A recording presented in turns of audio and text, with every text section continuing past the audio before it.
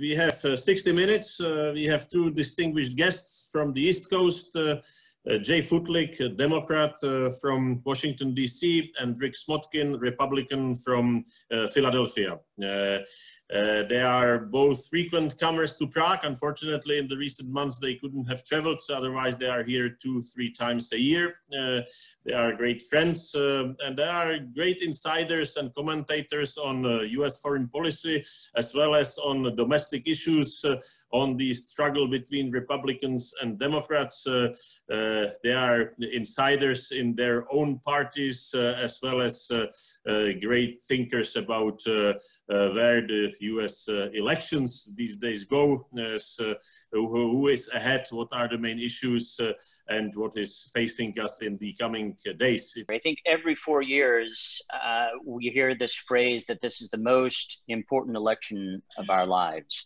And yet there is this feeling that perhaps this time it may be true.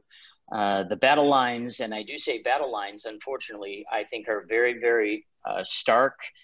To me, at least on the Democratic side, it seems like a very, very scary time for the United States of America. I think the potential for real civil unrest, violence in the streets. I'm sure my friend Rick will say there's already violence in the streets, which to a degree is true, but I mean political violence as a result of the election. Certainly between now and November, or depending on what happens between November and January, I think is fairly high. And this is a country that has guns.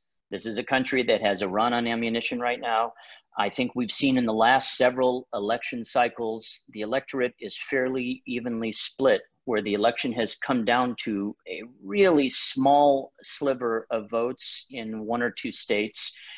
And, you know, I'd like to be able to say conventional wisdom says with COVID, with the mismanagement of this administration, with the utter chaos that we have had, with rising bigotry, xenophobia of all kinds, with just the sheer divisiveness of this president and this administration, with the lines that we're seeing in early voting in certain places around the country, that should be a good sign. That tells me that people should be wanting change and wanting a return to a calmer, more rational place.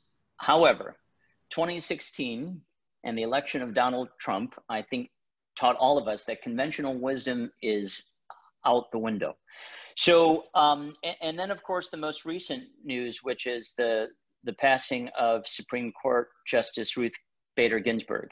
On the one hand, that could rally the Democratic base and the liberal side of our country to come out and to vote in her memory, and to ensure that we have a president and an administration that lives up to the values that she fought for over her many years on the bench and in public life.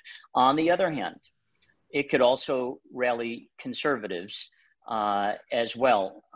Conservatives have no love lost for this president specifically, but they seem to love what he's been able to do and the way he has been able to shift, especially the federal judiciary, into a much more conservative posture.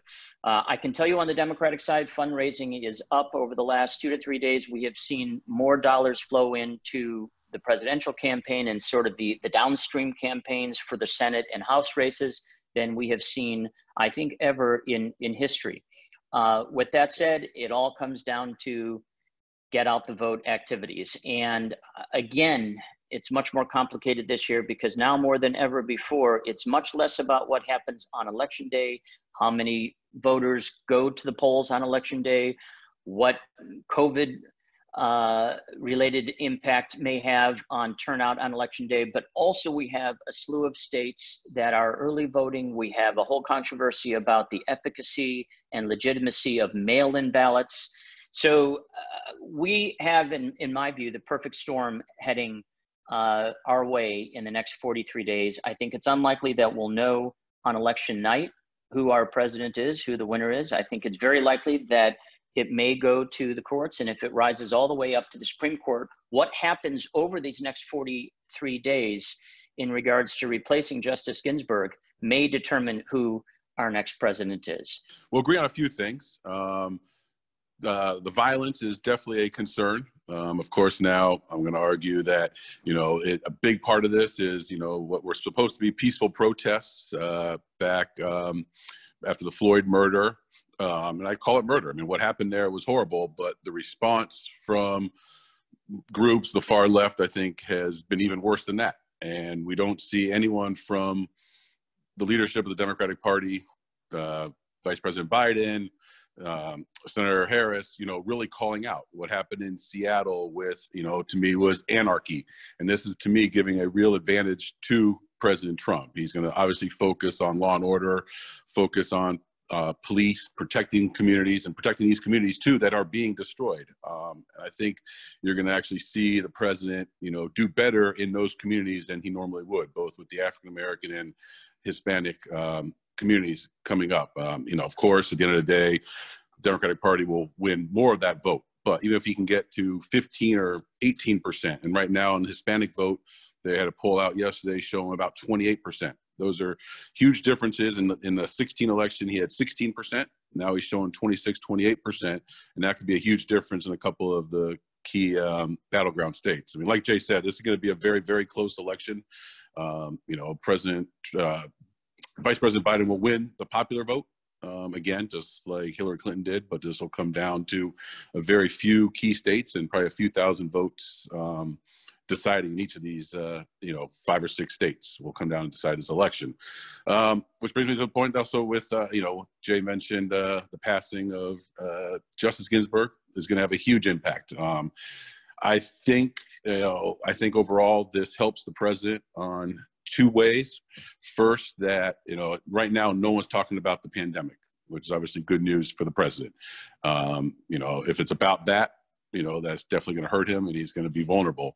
The last 48 hours, 32 hours have all been about this, and now what the Senate's going to do, what he's going to do, and that should dominate the news cycles throughout the election probably. I mean, I don't think there's anything bigger than this, and it also now gives him something to really focus on and to rally his base. I know, Jay mentioned, will this motivate liberals and college students? Yes, to a degree, and you see turnout at the Supreme Court right now to honor her. But at the end of the day, social conservatives, this is their most important issue. This is why they elected President Trump. They like Jay said, they don't necessarily like him as a person. He doesn't stand for a lot of their moral compass that they have, but the courts and the judiciary are so important to them that they went with him. And, he's nominated the most, or confirmed even the most judges ever at the federal level, and now has a chance for a 3rd one. And I think that, in my opinion, there's no question that that he will nominate someone Friday or Saturday,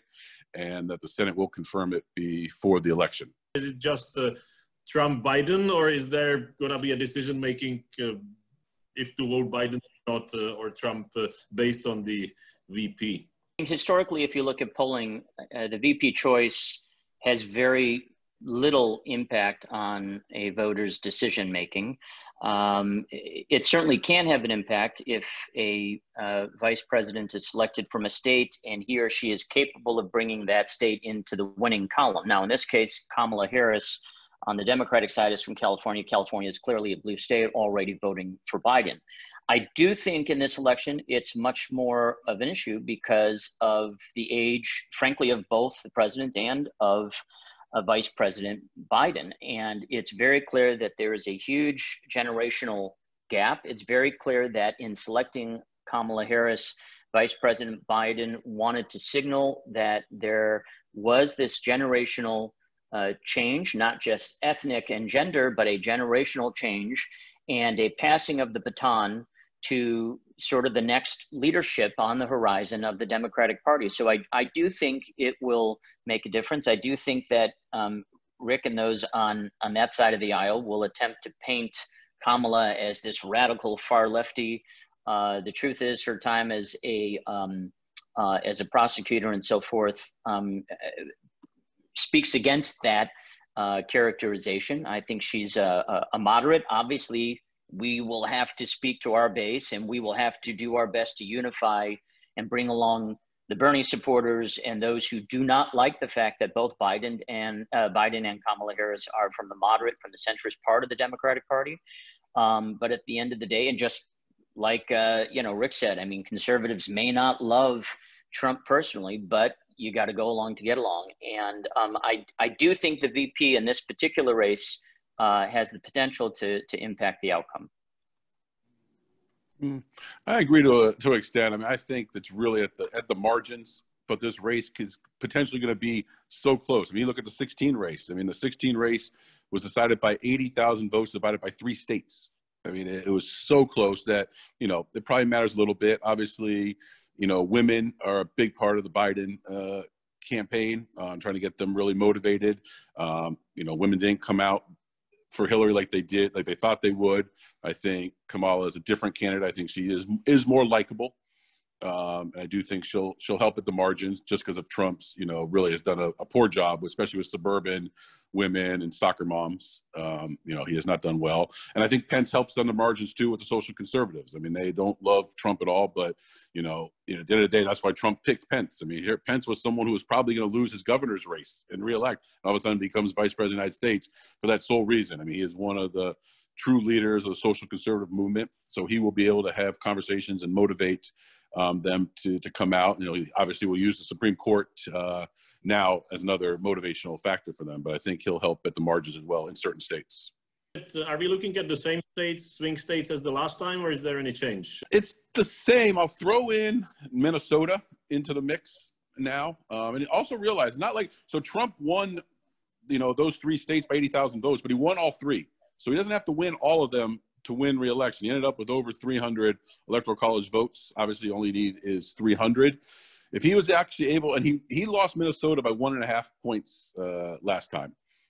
So he was there a few days ago. They're putting a real effort in there. And if he was able to pull off Minnesota, he could still lose Pennsylvania, Wisconsin, Michigan, and get to 270. I think it becomes like 272. So I would throw that one state in there, but I think you're going to see even Florida be a lot closer. North Carolina is going to be a huge test as well. But in the day, it's going to come down to 5 or 6 states. And they're also. Go ahead. No, I was just going to add that I totally agree with what Rick said. The only thing I'd add is that there are some really important Senate races in a lot of these states, and the Senate really is up. I mean, I'd say a year and a half ago, I wasn't so optimistic about the Senate.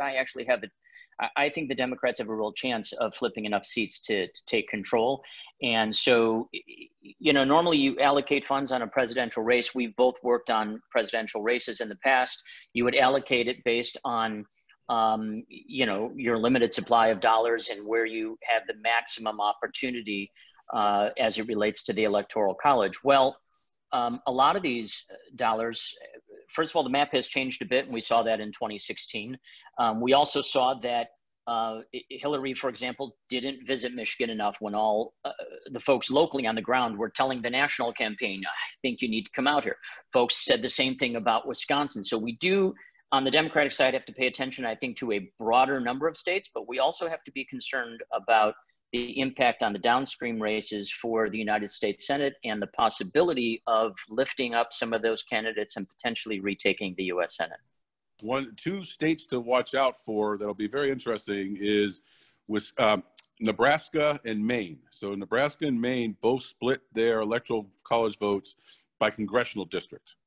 And you could potentially see one of those situations where that one electoral vote could put one of the contestants at 270. So I think you're going to see a lot of resources thrown into these 2 potential congressional districts, which are swing congressional districts. If it's as close as Rick and I are talking about, then it's a contested race. I mean, one or the other candidate really has to knock it out of the park electorally. Again, I agree with Rick. Biden should win in a very healthy way the popular vote. But electorally, if it is not I don't know about a landslide, but a convincing win in the Electoral College, this will be, in all likelihood, tied up in the courts for quite a while. What is the scenario then? What is to be watched in the weeks after the election if no one gives up? And so what is the dynamics and what is the system? You're going to see battles over, mail-in ballots, the validity of those. You're going to see, and depending on how close it is. I mean, the one thing, look, obviously I hope Trump wins, but if he doesn't win, I want him to be blown out, because having a close election on either side is going to be really bad for the country. I mean, if it comes down to a couple thousand votes, or back to Florida where it was, 900 votes decided the president of the United States, it's going to be extremely ugly. And that comes into play with the Supreme Court now, too. I mean, one of the arguments, and I think a strong argument is, what happens if you leave it at 4-4, what happens if you have a 4-4 tie on these issues? I mean, you have a real constitutional crisis on our hands. Whose benefit is the situation, the Chinese flu COVID situation, in order in the campaigning?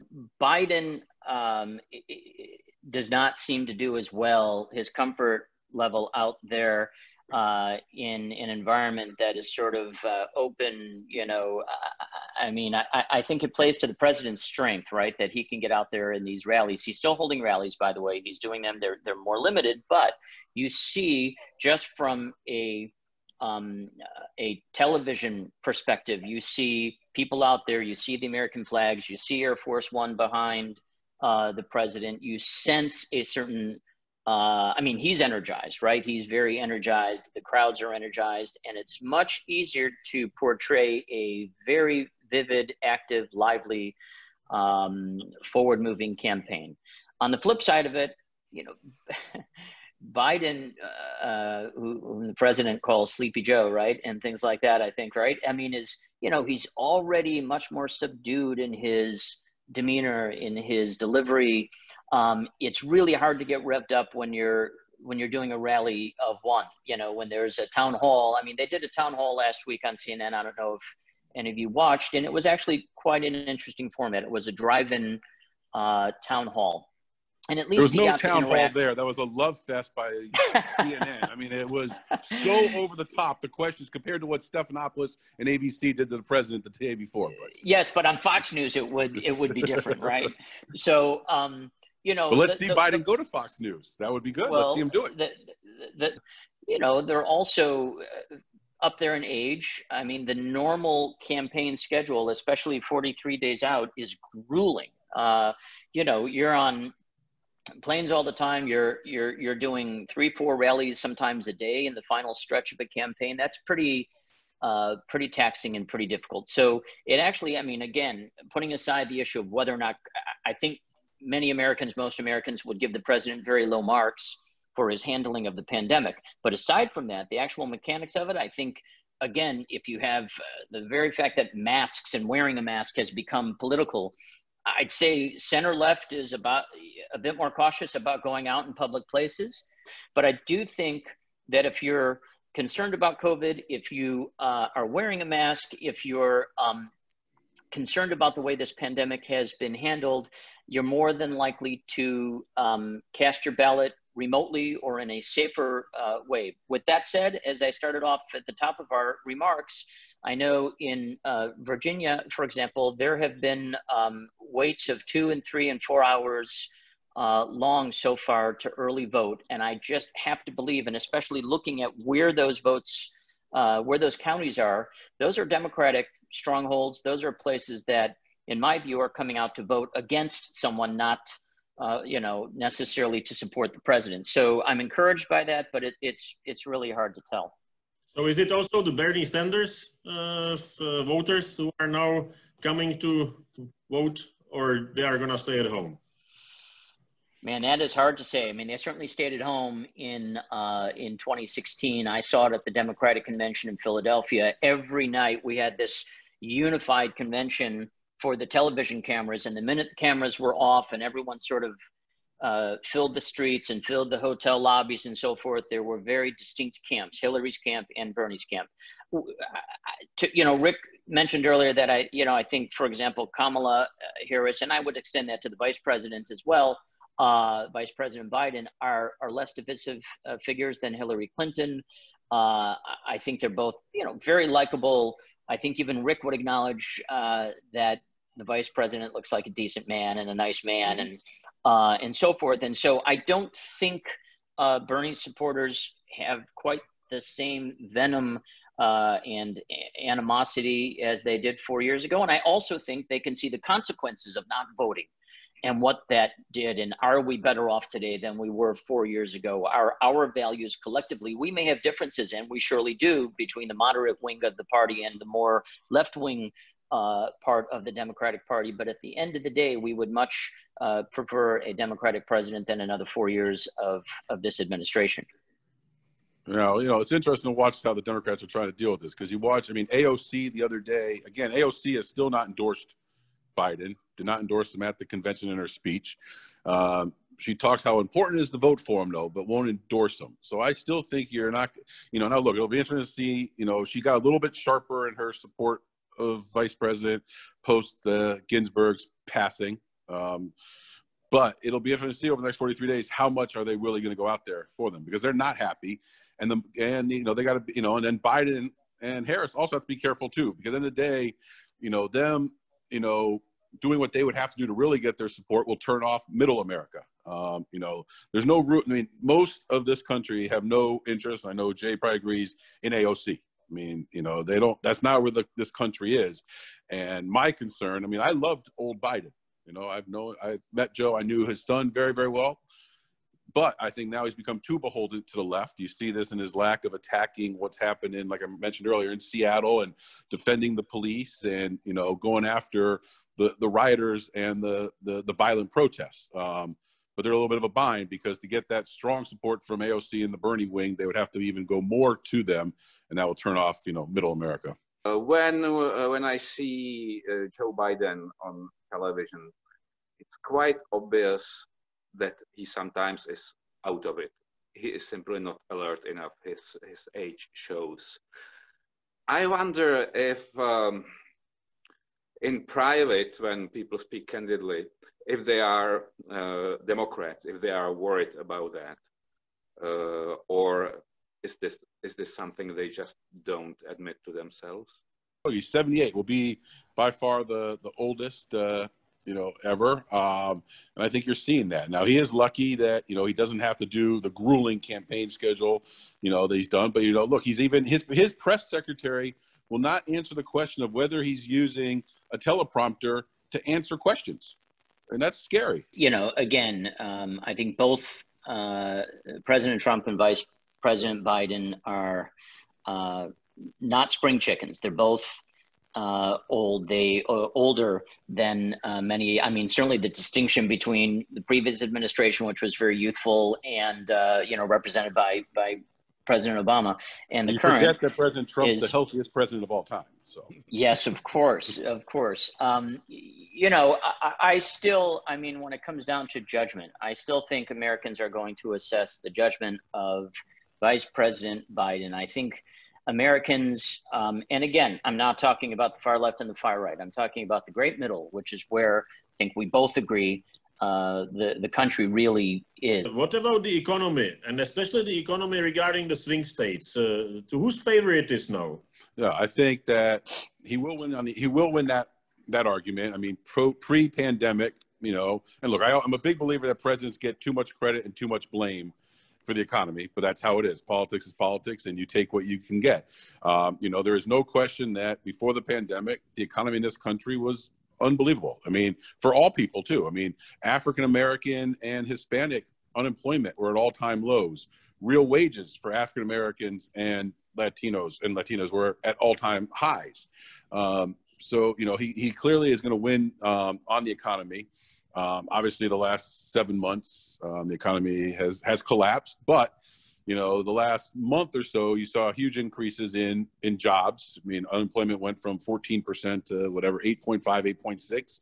So, you know, and there'll be one more big announcement, you know, on the jobs before the election.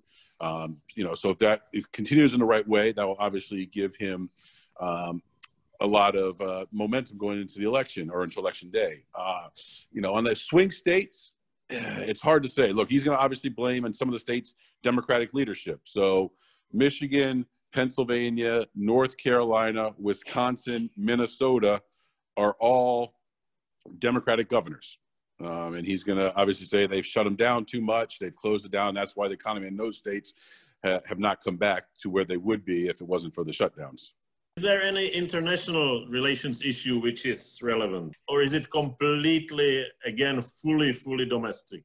Most Americans don't vote on the basis of foreign policy. There are pockets of Americans who are concerned about that. I do think many Americans are concerned about our standing in the world and understand that our strength and our ability, whether it's our economic might or our ability to support our allies and create stable environments throughout the world, is tied into perception of American strength and stability and well-being. And we've taken a hit. Recent polling shows that both our allies and our adversaries have a far lower impression of the United States than they've had in probably 50 years.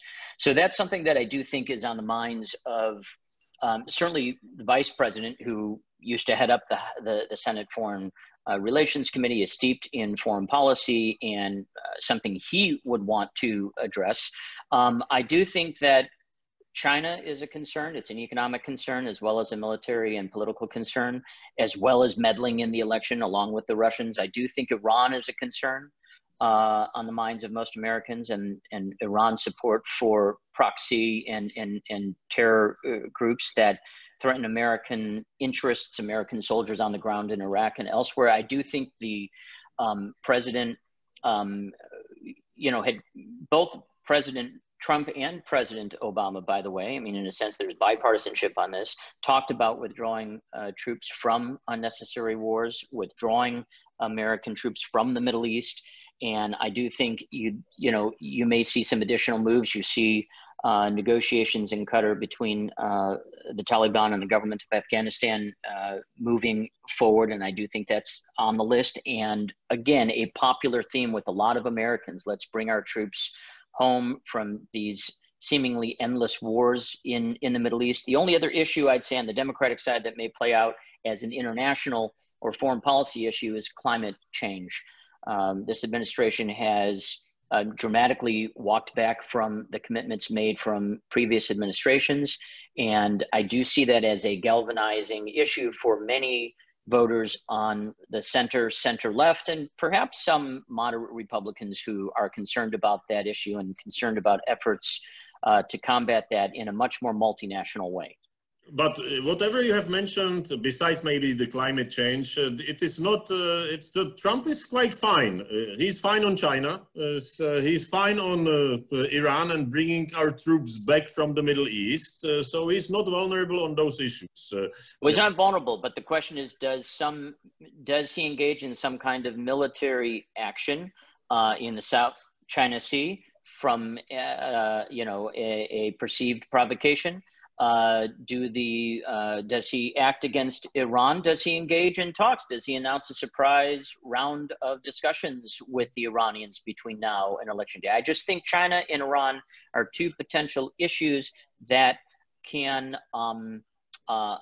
potentially be an October surprise, or, in some way impact the way in which voters perceive this president. It could enhance his standing. I certainly think, I agree with you that the UAE and Bahrain deals with Israel, and we hear other countries are soon to follow between now and Election Day, that they don't really drive voters to the polls one way or another, but I do think they enhance his posture and his ability to say that I may not say things in a pretty way, but look, I'm able to execute on things that are in our interest. And certainly to his evangelical base, those kinds of movements vis-a-vis Israel and some of the other Arab and Gulf countries and potentially some Muslim countries in Africa will have a galvanizing support for him come Election Day. Most people don't vote on foreign policy, but especially last week with the Bahrain and UAE deal. I mean, it made him look presidential. He was able to do the big event at the White House, on the South Lawn, world leaders there, et cetera. So, you have this one view of Trump when he's doing the rallies and stuff, which attracts, and gets a certain part of his base motivated. But then the other side, I think it allows him to get people more comfortable with him, to see him in that role. He was able to do these things, accomplish these things, and look presidential at the same time. Joe Biden, I guess, is also a line of defense although much poorer because he's much older than I remember him. But the unknown is Kamala Harris for me. It's a different generation. And, you know, if Joe is gonna to win, will pass away and Kamala takes the White House, what we can expect with regards to the line of defense against this communist culture revolution? You're talking, first of all, to a moderate in a, you know, in the Democratic Party. And, you know, Rick and I have had countless conversations on flights to Prague and elsewhere talking about this political correctness movement and how that turns off so many other centrists and creates a chilling effect in many places, whether it's universities or workplaces or the body politic. And I think there is a backlash, and part of that backlash is why we have, you know, a Trump presidency in the first place. And I do think that, and I would agree with you. I appreciate the way you phrased it. He's older than you remember him. Listen, I do think that you saw in our primary campaign that there was a very, very, very robust campaign by, I'd say, the far left in our party behind Bernie. At the end of the day, the rest of the party did rally. I think the majority of our party is not a far left party. I think it is a centrist party. I think if you look even at the elected representatives in the US House and the Senate today, while we do have a loud, vocal left presence led by AOC and you know, a few other members, at its core, it is still a centrist party. Rick and I may, you know, have a healthy debate on what the future of the party holds and where we may be going. I don't fear a potential Harris administration in the future. I don't think she is part of the far left in our party. Looking at the votes she has taken, whether it's on foreign policy and a strong defense of the U.S.-Israel relationship, whether it's on domestic issues, whether it's in her years. I mean, she hasn't been a senator for all that long. So that's a blessing and a curse, right? She doesn't have a very lengthy track record. But again, you look back at the work that she did in California as AG. She was not a bleeding heart. She was not a lefty. And in fact, one of the issues in vetting her for the vice presidential position is, would the far left of the party accept her? Yes, she is a woman of color, and that you know, hopefully will help in rallying part of our base. But at the end of the day, she is not from the far left wing of the party, so I'm not really all that concerned. I do understand and do fear, just like I do fear on the far right, elements that are designed to sort of you know, suspend I'd say calm dialogue or a more civil discourse between different parts of our country. But I really don't think our party is moving in a leftward direction, despite the loud voices of a few. I agree 100%. My biggest concern is what's going on university campuses. I think we're really seeing a silencing of voices there. And I agree totally with Rick. I mean, again, on the one hand, not shocking that university campuses are more liberal, right? I mean, we certainly saw that in the 60s and 70s. The 80s was somewhat unique. I mean, there was a healthy support for Reagan at the time on college campuses. I was in university at the time in California. Coming from Chicago, where we only had one political party, I was shocked to see how many young people were supporting, you know, President Reagan at the time. I do think, as Rick, you know, indicated earlier, this notion of violence in cities, I do think it's incumbent upon. I mean, I actually think Vice President Biden has come out very strongly saying it is an American right to protest. It is not an American right, whether you're left, right, or center, to engage in violence of any activity. I think he's been fairly strong. I don't think every left of center organization has been as strong and unequivocal in condemning the violence, and that could come back to bite us. The last thing I'll say on that is that as much as the president and his advisors would like to, in my view, in a sense, foment some unrest and draw a strong counter reaction in some American cities and believe that that may actually benefit them. Polling doesn't seem to show that that is an issue that is resonating right now with the American public. I think the issue right now, front and center, of course, is really the Supreme Court. And we've, I think, given a lot of attention to how that is galvanizing really both sides of the political spectrum. So is Trump going to be successful in nominating someone and getting the nomination through, or unclear? So he'll 100% nominate someone. He'll nominate someone this Friday or Saturday. And if I was a betting man, I would say that the Senate will confirm his nominee shortly before the election, very shortly before the election, because they want to keep the base motivated up until the last minute. And here it's interesting. There's a split, right? Because if you're a conservative who really sort of holds your nose and supports the president, but you know, if the president will nominate, I agree with Rick. If the Senate does confirm before Election Day, in a sense, there's much less reason, potentially much less energy for true conservatives to come out and support this president for another 4 years. It may take a little bit of wind out of his sails, maybe.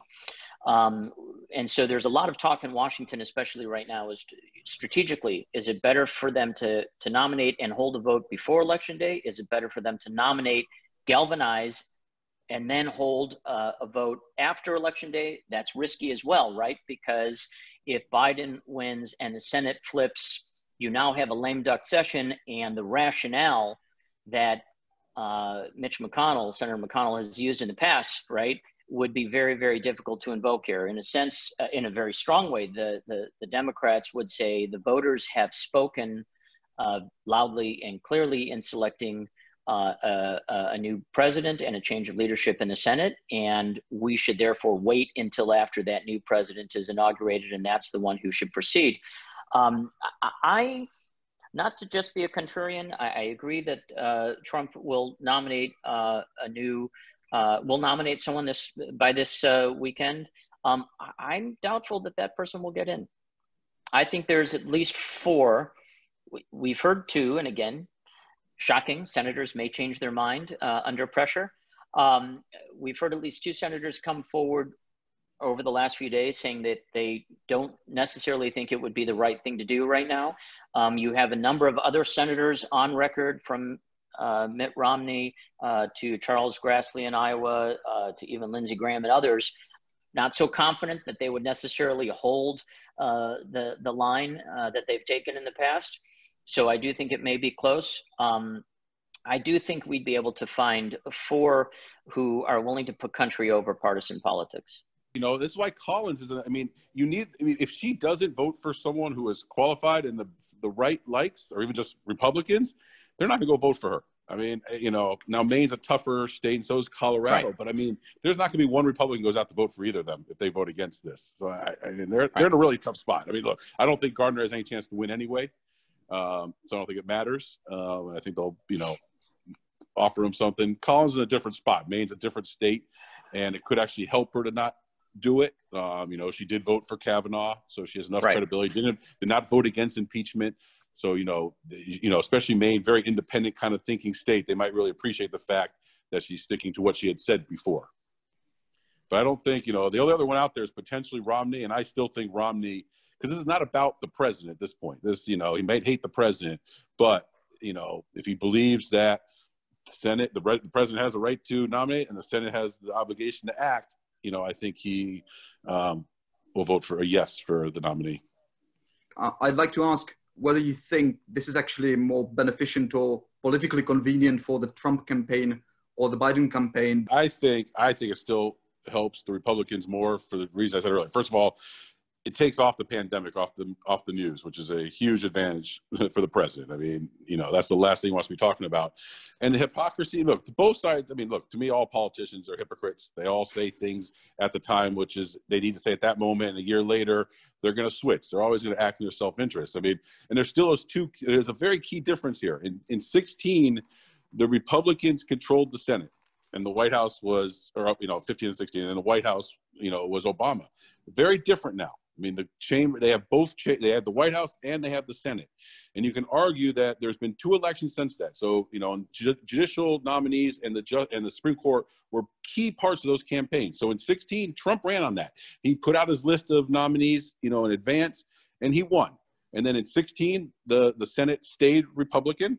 And in 18, the Senate stayed Republican. So I think they have a very strong leg to stand on when they say that the will of the people have been, is being used now by them voting on it. That's why I think it's very hard for them to wait till after the election, because if they do lose the Senate and the White House on November 3rd, I think they will not get a nominee through. I think you'll see enough senators say, no, the people have spoken. They clearly want Democrats now, and they want a different justice, because it's going to be a key part of the next 43 days. And let's not forget that Joe Biden, this is now his 3rd position on this, because back in 92, Biden really took the position that the Republicans are saying now. He said that, you had a mixed, you had both there, and he said that we should not have the vote back then, or we should have, we should wait. Then he switched in 16 when Obama, wanted to nominate Garland, and now he's switching back. I agree,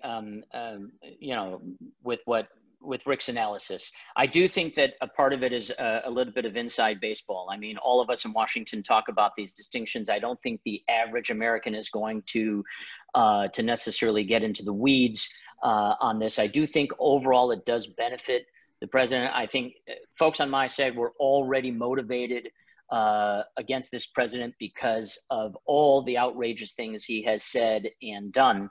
And let's face it, this is a president that thrives on chaos.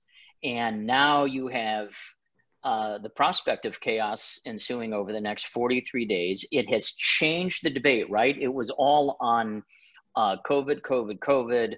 And now he is able to, the rallies that Rick watches with his bowl of popcorn every night, and they're chanting, fill that seat. And, I do think that has really re-energized not only his base, but again, as we've said, I think a few times we've referenced the fact that he's not ideologically a true conservative, but the conservatives see him as a vassal, as a means to an end. And they know, love him or hate him, when he says he's going to do something, by and large, he doesn't, and be damned the consequences. So I don't think he gives one iota about whether or not he's consistent or inconsistent with what has been said in the past. If he sees this benefiting him, and he does right now, he's going to try and ram it through. And again, I have to agree with Rick. I mean, are we shocked that politicians are acting like politicians? If we were in the same situation, with the same set of facts, we would be making the same kinds of arguments, saying that, there's no restriction on the president's ability to nominate a Supreme Court justice within his or her time in office. And, by God, we should do that until our dying breath and our last, moment before a new president is sworn in.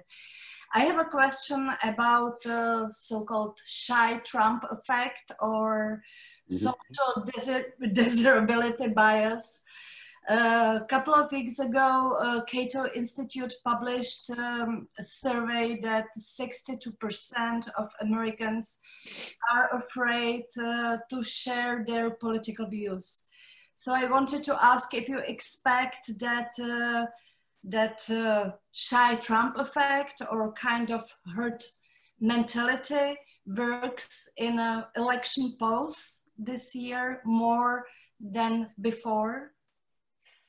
I think so. I mean, I think absolutely. I think, it can swing both ways. It depends on which state you're in. If you're in North Carolina, it's probably harder to put up a Biden campaign poster than a Trump one. But there's no doubt that even among moderate Republicans, I think they are, and I'll let Rick speak to this more, but more reticent to outwardly, publicly state that they're supporting the president for a re-election, which is why, as a Democrat, when I look at the polling in swing states and I see Biden may be up by a point or two in Pennsylvania or a point or two in Michigan or Wisconsin, that terrifies me. I don't trust the polls, number one, and I think that they are under-reporting, not capturing the full number of Trump supporters, whether it's a the shy reference that you're saying, or just other anomalies in polling. In my view, a place like Pennsylvania, and Rick lives there, so again, he can speak to this more, but this is basically the home state of Joe Biden. I mean, having him ahead by a point or two, to me, spells electoral defeat on election day. He needs to be ahead by far more than that for my comfort zone in order to be able to take this across the finish line. To me, there's no question that people are scared to put out their political views. You see a lot of people concerned, and I agree. I mean, I think if Biden was up 5 or 6, it's a different race. 1 or 2 points, I think that's hidden by Trump support, and people scared to say it. And we saw that in 2016 too. Look, all the polls had Hillary up until the poll that matters most. For Jay, what did Trump do well? What would you appreciate on his presidency? And for Rick, what did Trump do wrong? What would you blame him for? Listen, the president very specifically moved the embassy to Jerusalem. I think it was the right move at the right time. I think the president, when you look at the free trade agreement between, NAFTA, between Canada, Mexico, and the United States, any trade agreement, I don't care if it was, that one was negotiated by my former boss, President Clinton, any trade agreement that has endured for 20, 25 years ought to be re-examined. We did the same thing with affirmative action programs when the Clinton administration came into office, because these agreements are a snapshot at a particular time and place, and things are not static, and they change, and therefore our policies need to be updated.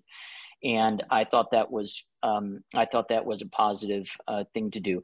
I think he's done other things, particularly in the arena of foreign policy.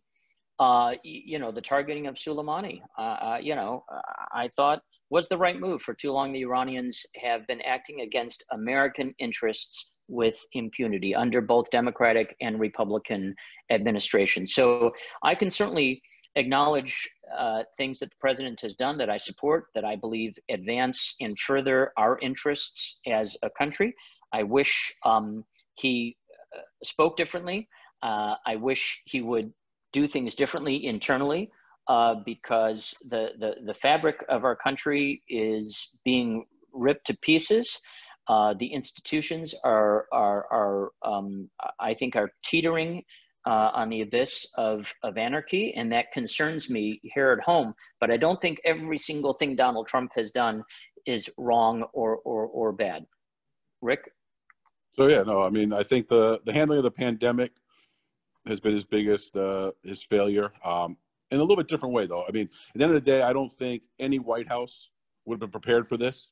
No one ever waits for something that might happen in 100 years. No one has the resource and puts time into that because they don't think it's ever going to happen on other things. So I don't think it would have been any more prepared under a different administration. I think he lacked empathy, which I think people were looking for, to have some caring that people are dying. I think at the end of the day, no matter who the president was, we would have had a lot of deaths, and whether it's 150,000 or 200,000 deaths, we would have had a lot of deaths. I wanted to ask, in which fields do you think Biden administration would continue in the footsteps of Trump administration, especially concerning China, Russia, trade issues with Europe, NATO, and Middle East? Looking at Vice President Biden's record as a senator, looking at the contributions that he made on the debates, what we read, what we hear from friends on the inside during the Obama-Biden years. Most importantly, I think looking at the folks that surround him right now in the campaign and provide advice and counsel on foreign policy matters, I think you will you'll see a return to a much more bipartisan foreign policy. I don't think, I think there's strong bipartisan support for challenging China. That doesn't mean necessarily militarily, but I think there is bipartisan understanding that China is an adversary that needs to be confronted. And I think there will be a continuation of efforts to do just that, and I hope so in a very bipartisan way. I think the same thing as it relates to Russia. I do think your average Republican and Democrat understands that the Russians played a very nefarious role in our election process, are continuing to do that, and need to be confronted again in a very bipartisan way. I think you'll see some differences again when it comes to climate change, as I mentioned before. I think you'll see some differences when it comes to trying to re-engage Palestinians. But again, I think on Iran, you'll see, I'm not sure differences. I know that the vice president has talked about rejoining the JCPOA. I think that's a difficult process because, again, the world isn't the same place as it was 4 years ago. And I do think the advisors around the vice president take a much more centrist approach than some of the advisors who were in positions to influence policy under President Obama. I do think they understand there were some shortcomings to that agreement. I do think that there would be a broader effort to confront Iran's missile program and, again, Iran's activities in Syria and elsewhere and supporting proxies. I do think you'll see a Biden administration much more focused on what they'll think they need to do to repair relationships with Western Europe. I mean, I think you'll see a lot more engagement with France, with the UK, et cetera. Germany. And I think you'll see, and I do think, I mean, Jay's obviously more of an expert on the Middle East, but I do think you'll see a big difference there too. I don't think you'll see any more deals between Israel and other Arab nations. I think you'll see a much more larger focus on the Palestinian issue and not want to do things that, are seen to hurt them. And I do think there'll be a strong push on the Iran deal to get back in. I don't know if they'll be able to do it, but I think the left of the party will push very hard for that to happen. So what are the major changes or differences in the economic field? Anyone above what he's saying, 400,000. So taxation will definitely go up. That he's already said that's part of his plan. So that's a huge issue. I mean, the deficit and spending, I think both parties are horrible on that issue, and they spend whatever they have when they're in power. It doesn't matter. There's no principle, especially on the Republican side. So I don't think we'll see a difference there, but I do think we'll see higher taxes, and I think we'll see a huge increase. I think the corporate tax rate will go back up to what it was pre-President Trump, which I think is obviously a huge mistake.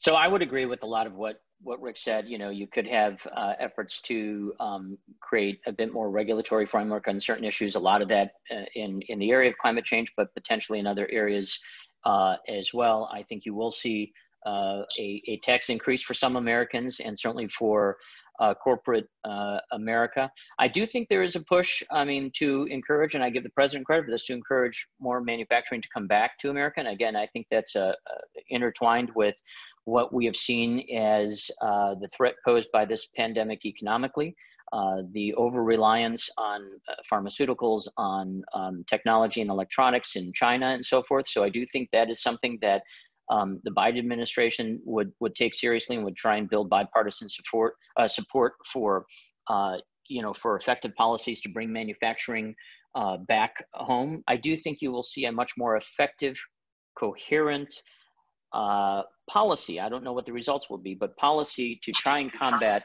the pandemic, to try and effectively arrive at a vaccine, to distribute this vaccine, because at the end of the day, anyone who cares about getting our economy on track has to find an effective way to combat this pandemic. Don't you want our predictions? Okay, the predictions. I say Biden will win the popular vote by even more than Hillary did, but that Trump will win the Electoral College vote. and not just by like 270. I don't know if he'll get as many as last time, but 285, 290. Jay? So Biden absolutely again wins the popular vote. I'm very concerned about the Electoral College. I mean, if I have to be candid on this call, I'd probably give the edge to the president. Obviously, that's not my wish, but I'm concerned.